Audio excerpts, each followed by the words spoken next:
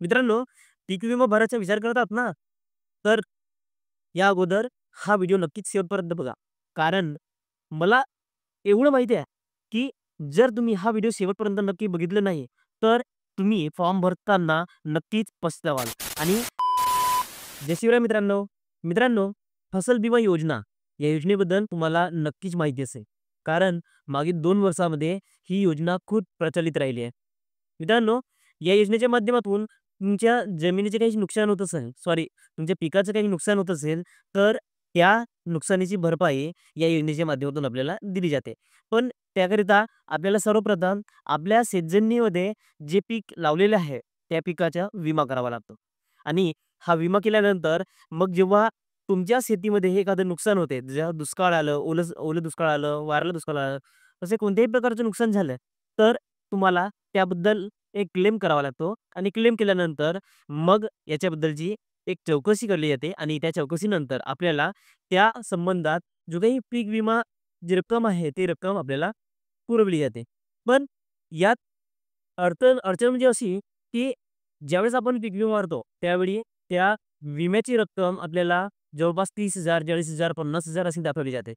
पण ज्यावेळी चौकशी होते, तेव्हा त्या चौकशीमध्ये आतापर्यंत तरी कुणालाही 100% किंवा 50% च्या वर नुकसान दाखवण्यात आलेले नाही. तर याच्या माध्यमातून आपल्याला जास्तीत जास्त 25 ते 30% नुकसान भरपाई दाखवली जाते आणि जिथं आपल्याला ₹30,000 या विम्याकरिता आपण पात्र आहोत, तिथं जास्तीत जास्त 7 ते 8,000 आपल्याला दिले जाते. पण ते तर सोडा. आता यावर्षी यावर्षी जे काही आपल्याला नवीन विम्याची पद्धत काढण्यात आलेली आहे, म्हणजे विम्याचे पोर्टल तर तेच आहे. पण जे नियमामध्ये बदल करण्यात आलेले आहे, ते बदल माहिती असणे खूप महत्त्वाचे आहे. मित्रांनो, यावर्षी आपल्याला मागील वर्षीसारखं पीक विमा फक्त ₹1 मध्ये मिळणार नाहीये. त्याकरिता आपल्याला आपल्या जमिनीनुसार रक्कम मोजून द्यायची आहे. आता हे रक्कम आपण कशी माहिती करून घ्यायची, कुठून माहिती करणार, याबद्दलची सर्व माहिती आजच्या व्हिडिओच्या माध्यमातून आपण जाणून घेणार आहोत.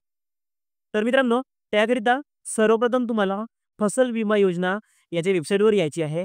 इथं बघा pmfby.gov.in ही यांची ऑफिशियल वेबसाईट आहे. तर या वेबसाईटवर आल्यानंतर तुम्ही बघू शकता वरच्या बाजूला काही असं टॅब बनवलेले आहेत. त्यानंतर खाली सुद्धा असे काही टॅब बनवलेले आहेत. तर इथं बघा 2 नंबरचं जे एक ऑप्शन आहे इन्शुरन्स प्रीमियम कॅल्क्युलेटर. तर या ऑप्शनवर तुम्हाला क्लिक करायचं आहे. इथं क्लिक केल्यानंतर इन्शुरन्स प्रीमियम कॅल्क्युलेटर हे जे काही आहे, हे तुमच्या समोर अशा प्रकारे पेज ओपन होईल. इथं ओपन झाल्यानंतर तुम्हाला सीझन सिलेक्ट करून घ्यायचे आहे. आता सध्या पावसाळा आहे, तर पावसाळ्यामध्ये आपल्याला खरीप पीक काढले जाते आणि उन्हाळ्यामध्ये रब्बी. आता सध्या खरीपच्या बद्दल विचार करायचं झालं, तर मी खरीप सिलेक्ट करत आहे. त्यानंतर इयर म्हणजे वर्ष. वर्ष आता 2025 आहे, तर 2025 सिलेक्ट करू. त्यानंतर स्कीम. आता इथे 2 स्कीम आहे. प्रधानमंत्री फसल बिमा योजना आणि weather based crop insurance scheme. आपला मागील 2 वर्षामध्ये प्रधानमंत्री फसल बिमा योजना या योजनेच्या माध्यमातून आपण अर्ज करत होतो आणि त्या अर्जामध्ये आपल्याला फक्त ₹1 प्रीमियम द्यावा लागत होता. पण यावर्षी आपल्याला याबद्दल जास्त रक्कम द्यायची आहे. हां, त्यानंतर मग जी स्टेट आहे, ते स्टेट तुमच्या निवडून घ्यायचे आहे. जसं आपले महाराष्ट्रामध्ये मग त्याच्यानंतर तुमची जी काही डिस्ट्रिक्ट आहे, ते डिस्ट्रिक्ट सिलेक्ट करा आणि मग क्रॉप. आता क्रॉपमध्ये आपल्या महाराष्ट्राला पेरडी म्हणजे धान आणि सोयाबीन असे 2च ऑप्शन दिले जाते. तर आपण पेरडीवर क्लिक करणार आहोत, जे धान. त्यानंतर मग तुमच्याकडे जमीन किती आहे? आता तुमच्या सातबाऱ्यानुसार तुम्ही जेवढ्या जमिनीकरिता इन्शुरन्स काढणार असाल, तेवढ्या जमिनीचं तुम्हाला इथं एंटर करायचं आहे. तेही हेक्टरमध्ये. आता आपल्या सातबाऱ्यावर हे ऑलरेडी हेक्टरमध्ये लिहिलेले असते. त्यामुळे तुम्ही जसं-जसं इथं एंटर करून घ्या. जसं समजा माझ्याकडे 0.80 हेक्टर एवढी जमीन आहे. तर ते मी इथं एंटर करणार आहे. एंटर केल्यानंतर खालच्या बाजूला बघा इथं कॅल्क्युलेट आणि रिसेट असे 2 ऑप्शन आहे. इथं कॅल्क्युलेट यावर क्लिक करायचं आहे.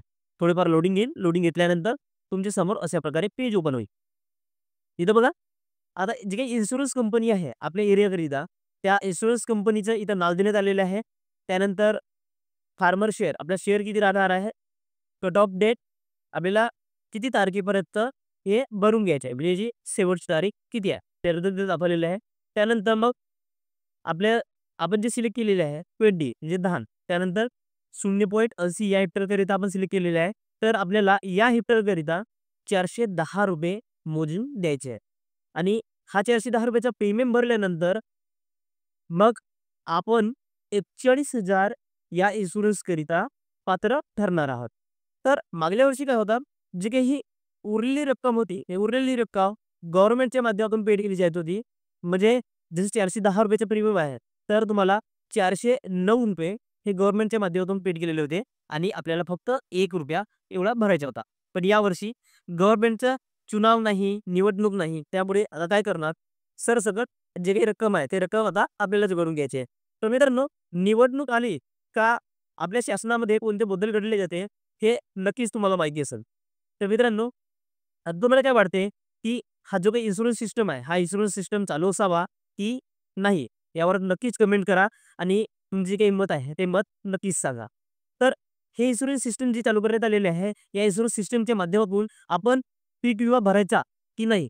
यावर सुद्धा नक्कीच तुमचे मत शेअर करा. तर मित्रांनो, आजची ही माहिती तुम्हाला जर आवडली असेल, तर नक्की व्हिडिओला लाईक करा, चॅनलला सबस्क्राईब करा. भेटूया असंच एखाद्या महत्त्वपूर्ण व्हिडिओमध्ये. तोपर्यंत जय हिंद मित्रांनो.